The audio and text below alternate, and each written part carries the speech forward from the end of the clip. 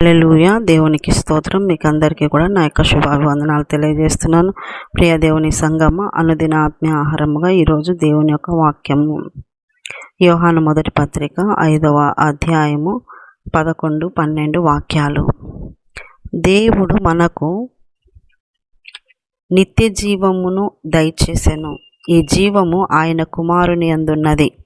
దేవుని కుమారుని అంగీకరించువాడు జీవము గలవాడు, దేవుని కుమారుని అంగీకరింపనివాడు జీవము లేనివాడే.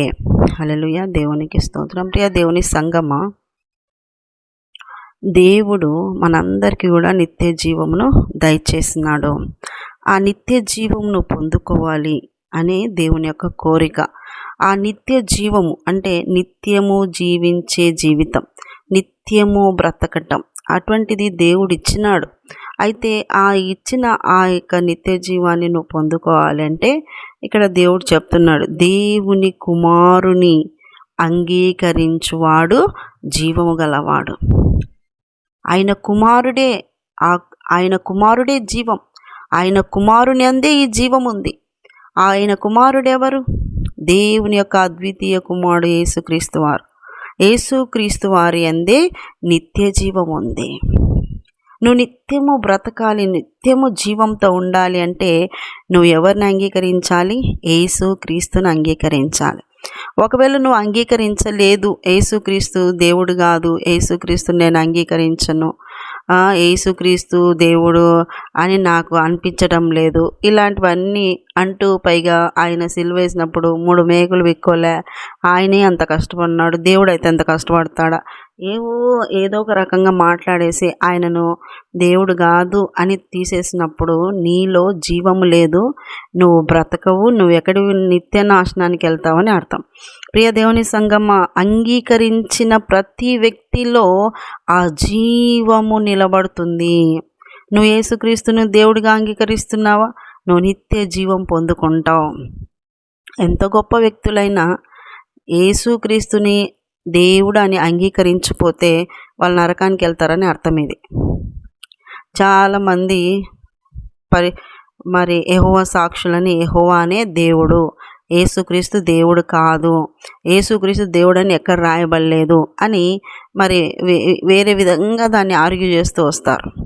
ఇది ఇక్కడ మాటలు చెప్తున్నాడు, దేవుని మాట సెలవిస్తున్నాడు. దేవుడు నిత్య జీవం దయచేసినాడు. ఆ నిత్య జీవము యేసుక్రీస్తు యందు ఉన్నది. ఆ నిత్య జీవంను పొందుకోవాలంటే ఖచ్చితంగా యేసుక్రీస్తు దేవుడని అంగీకరించాలి. మరి యేసుక్రీస్తు వారు కూడా ఒకసారి అంటారనమాట, నన్ను చూసిన వాడు నా తండ్రిని కూడా చూసి ఉన్నాడు. హల్లెలూయా. ఇంకా వేరియేషన్ ఎందుకు? నీకు అవసరం లేదు. పరిశుద్ధాత్మనే ఆరాధించాలి. పెంతెకోస్తు రోజున పరిశుద్ధాత్మనే సంఘంతో ఉంది ఈ రోజు వరకు అని పరిశుద్ధాత్మకే ప్రియారిటీ ఇస్తారు కొంతమంది సంఘం. కొంతమంది యెహోవా దేవుడు అని ఇస్తారు, ప్రియారిటీ ఇస్తారు. కొంతమంది సంఘాలు యేసుక్రీస్తే దేవుడు అని ఇస్తారు. ముగ్గురు ఒకరే. త్రిత్వమైన దేవుణ్ణి మనం ఆరాధిస్తూ ఉన్నాం. యేసుక్రీస్తును అంగీకరించాలి. ఆ అంగీకరించిన ప్రతి వ్యక్తిలో కూడా నిత్య జీవము కలుగుతుంది.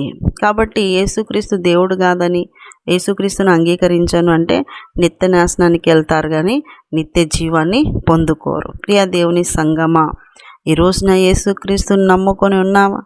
యేసుక్రీస్తును కలిగి ఉన్నావా? యేసుక్రీస్తు అడుగుజాడల్లో నడుస్తున్నావా? నువ్వు నీ మార్గము నిత్య జీవానికి వెళ్ళే మార్గం, నీ అడుగులు నిత్య జీవానికి వెళ్తా ఉన్నాయి.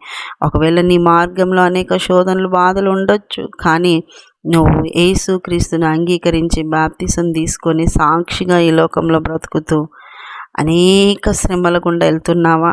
నీకు అదొక సూచన, కరెక్ట్ మార్గంలో నేను వెళ్తున్నానని. యేసుక్రీస్తును అంగీకరించి బాప్తిసం తీసుకుని ఇష్టానుసారంగా బ్రతుకుతున్నావా? తాగుతూ తిరుగుతూ తింటూ ఏమండంలేదు దేవుడని. కానీ అవన్నీ ఏదానికి సూచన అంటే విశాల మార్గానికి సూచన. ఈ విశాల మార్గంలో ఎలాంటి కండిషన్స్ ఉండవు, రూల్స్ ఉండవు, ఎలాంటి ఏముండవు. లాలెస్ ఫెలో ఫాలో అయ్యే వాళ్ళందరూ అంతే అన్నమాట. ఒక కట్టడ ఆజ్ఞ అనేటువంటివి ఏముండవు. నీకు నచ్చినది నువ్వు చేయి అనే రకం అనమాట. అది ఆ మార్గం చివరికి నిన్ను తీసుకుపోయేదానికంటే నిత్య నాశనానికి.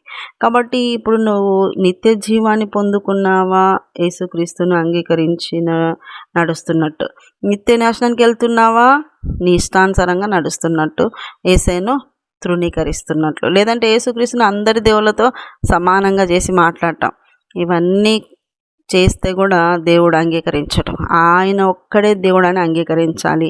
ఆయన ద్వారానే పరలోక రాజ్యం అని అంగీకరించాలి. ఆయనలోనే జీవం ఉందని అంగీకరించాలి.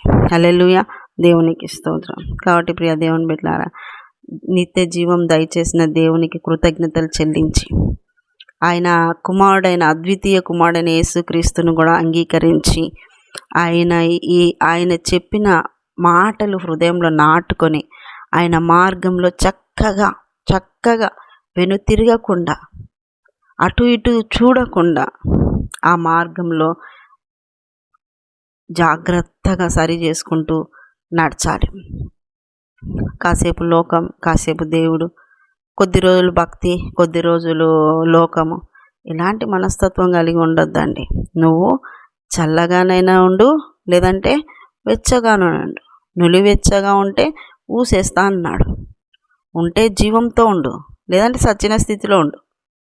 రెండింటికి మధ్యలో ఉండడానికి లేదు కదా. కాబట్టి జాగ్రత్త.